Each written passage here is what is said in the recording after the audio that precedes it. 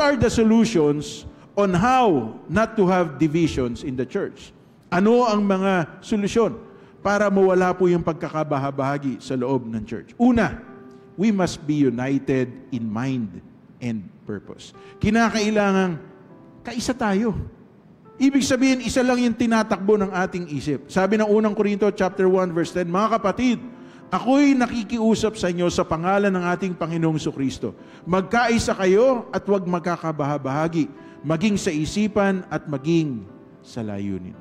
Mga kapatid, gusto kong maunawaan po natin.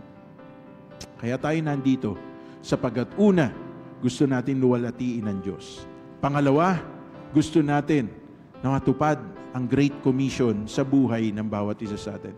We are not here to show off kung ano meron tayo. At we are not here because ito nga nakakalungkot eh. Ako po ay pastor sa loob na po ng 21 taon. At sa loob po ng 18 years na ako po yung nagpapastor po dito sa ating local church na to. Nakita ko na po, merong mga uma-attend sa church, naghahanap lang po sila nang pwede nilang maging ka-network sa negosyo. Uy, ito mukhang maporma to, mukhang maraming pera to. Kakaibiganin ko to. Okay? Baka pwede ko tong utangan. At nangyari po yan. Nangyari po yan. May mga transaksyon na naganap sa loob ng church na hindi ko nalalaman na kapag kadating na ng singilan, kasama na ako. Pero nung panahon na nagkaroon sila ng deal, ng transaksyon sa loob ng church, wala ako.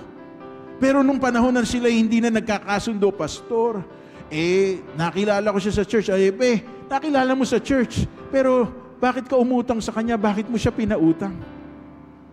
Alam ko ba yan? Hindi. Kasi nga pumupunta sila sa church na hindi nila iniisip yung purpose nila at kung ano po talaga ang dapat po nilang gawin. Mga kapatid, gusto ko sabihin sa inyo, kaya tayo nandito, una, dahil sa Diyos. Pangalawa, gusto natin tuparin ang kalooban ng Diyos sa ating buhay. Let this be the solution para mawala po ang pagkakabahagi. Let us be united in mind and purpose. Pangalawa, ang purpose po natin is to preach the gospel. Sabi na unang Korinto chapter 1 verse 17, sapagkat isinugo ako ni Kristo, hindi upang magbautismo, kundi upang mangaral ng magandang balita. Ipinangaral ko nga ito, ngunit hindi sa pamamagitan ng mahusay na pagtatalumpati at karunungan ng tao. Nang sa gayon ay hindi mawalan ng kabuluhan ang pagkamatay ni Kristo sa krus. Mga kapatid, alam nyo, kaya po tayo nabubore. Yung bang humahanap tayo ng mga bagay na makapagpapasaya sa atin. Kasi hindi natin nakikita yung purpose ng Diyos sa buhay natin. Hindi lang natin purpose na maluwalhati ang Diyos, purpose din natin tuparin ang iniutos sa atin ng Panginoon. Ano yung dakilang utos na ibinigay sa atin ng Panginoon? The Great Commission. Sabi po ng Mateo chapter 28 verses 18, 19, and 20. All authority in heaven and on earth has been given to me. Therefore, go to all nations. Preach the gospel, baptizing them in the name of the Father and of the Son and of the Holy Spirit, and teaching them the commandments that I have given you. Mga kapatid, napakalaking responsibility po niyan.